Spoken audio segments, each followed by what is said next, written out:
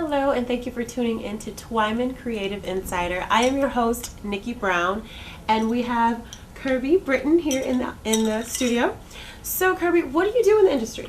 I'm a writer-producer in the industry for the last 3 years. Awesome. And we just created part of the first thing that's going to come into development for the public is a new reality show for NBC.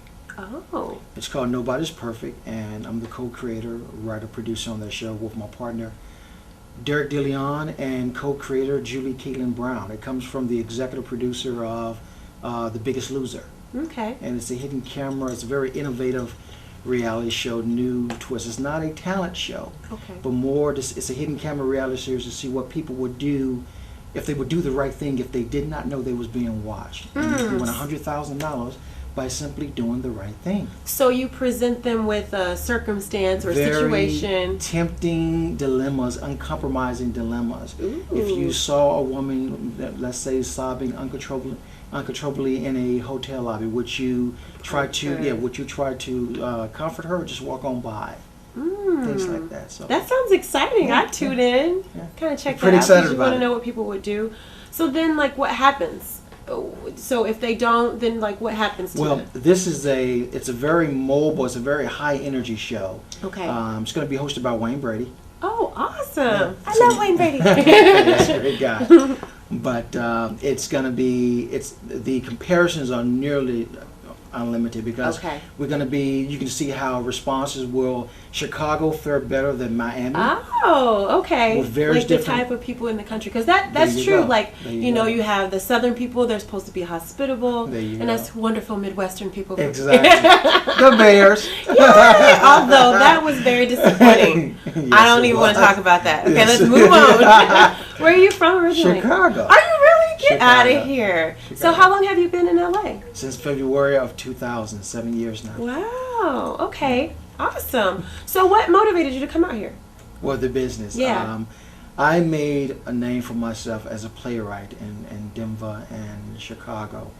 I did first, what is part of the first known off-Broadway production on Madam C.J. Walker's Life. Mm-hmm. And the city of Chicago and Denver really took me inside with that production and really just embraced it. Mm-hmm. And I had been doing it well because I studied, I was a double major at Texas Southern University in business, and international business, and cinema production. Wow. So I kind of knew I wanted to be a media entrepreneur. And for about the last 3 years or so, since 2000, when I moved out here, I kind of thought that maybe my talents had been polished enough for test the Hollywood sound stages. So here I am. Awesome. I think I'm following your footsteps. I live in Texas too. I'm like, now I'm here with you. There you go. I'm like, So, okay, so you started out writing. I started out as a writer. Okay. I would have to say I feel like I was born that way. Mm-hmm. And then you have to formally learn the business as Right. well, but definitely born as a writer, and I'm very passionate about writing. So I came out of here with not just someone just to wave another script, saying I got a script, let's go make a movie, but to kind of usher in new, innovative material that I was writing myself. Mm-hmm. But to go in and kind of, to present work for the networks. Gotcha. Because they really don't really know, in most cases, they don't really know what their next big success is. They're looking for the next Friends. So you're like, I'm here to tell you what it is. Yes, you have to Okay. kind of do that. Yeah. And that was the case at NBC. They were looking for all the shows and Right. trying to get back into the landmark of some of the more iconic shows, like the Friends of the world. Right. And you definitely have to network. You really have to do that. It's a lot of networking involved. And knowing the business of the entertainment business. It's a big So part. how does one learn that business? What do you recommend? Well, the first thing is probably you want to surround yourself with people who may be a little further along in their careers that you're trying to keep those same circles, particularly in the TV industry, because it is a different animal than film, and how you get a project to come into development. It is quite a different animal. How so? Well, for example, you need a showrunner or executive producer to get your first series to be on, to go on TV for development, particularly if you haven't sold anything before. If you're not the Stephen Bachos or the David Kelly of the world, or the Mark Burnett now of the reality, then you kind of need a showrunner. And the showrunner is someone who already has a show on the air, Okay. proven track record, And now he's going to kind of like hold your hand because you got this great idea. And yes, the network's going to know you're going to do well with it and it's going to make them a ton of money with it. But there's someone to hold your hand through the administration process of bringing a show on the air. Got you. So how do you get to that person? It's great. Yeah, it's great to have a great agency behind you. And I think I do have one with Endeavor. Okay, yeah, you do. And Endeavor's been very good to me, but and I've been good to them. Great. But business, make money together. But you know, to have a solid business team around you, I have a very well-connected entertainment attorney. And then to just know the business. I mean, I have been going to so many different network. Again, Mr. Shepard is, I mean, you know, I was fortunate enough to sit around and hear his interview.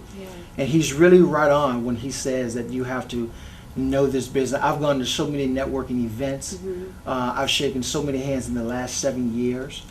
And a lot of it, you know, you kind of have to filter through to who can actually, you know, who's really the best fit for you. It's like trying on a good suit. All of them look good. Because I'm sure they're all great people, but it's like who you connect with. Correct. Yeah, that makes a lot of sense. And I couldn't share this show with anybody. This was not another, you know, Idol. Great show, but this is not this kind of show. So it had to be with someone who had the same kind of passion and compassion that we had about it. Of course. It's a moral show. It's a show based on the consciousness and the morality base of everyday Americans. You don't have to be a celebrity to be a contestant on this show. Which is always a good thing that draws people in because it's like, oh wow, I could do that. Or Absolutely. I wonder what I would do in that situation. Absolutely. You know, people like to put themselves in. That's it. That's exciting. The other thing I wanted to know is you have other projects. Where if I wanted to look at your work, where would I go? You can't. Well, right now I do have a site that's been developed. Okay. Especially with some of the things that are going on at a highly accelerated rate for me right now. I just acquired a trilogy. Well, it's going to be a trilogy of a new high school horror film. It's called Detention. Okay. And it's starring Claire Danes. It's a multi-ethnic cast. Okay. And Claire's going to be the lead in it. But it's a film that my film production company, the Griot Entertainment Group, has acquired, and I'm producing that piece with my partner Derek DeLeon, and we start shooting production of that in May because May of this year because I'm going to be in New York shooting the pilot for Nobody's Perfect, so that's going to be coming around, and really excited about that particular show. And I'm developing which I already developed, but this is going to probably go maybe to Fox or ABC. It is an action drama series called Deuce. Deuce, okay. Yeah. And it's about, this is a genetic altered DNA man that's been a prototype test of DNA altering with the CIA. And basically it's a story that takes place it takes place about now, but it's about counterterrorism. And the government doesn't know that the CIA has developed an ultimate counter-terrorist prototype. So they have invented their own Jason Bourne, but he doesn't know that he was not biologically created. Oh wow! And Paul Walker. So then the plot thickens. Yes. So it's Deuce is going to be. It's really, you know, it's got a lot of adrenaline to it, and I'm really excited about having the staff writers on board and giving them our energy to go ahead and get that going. So.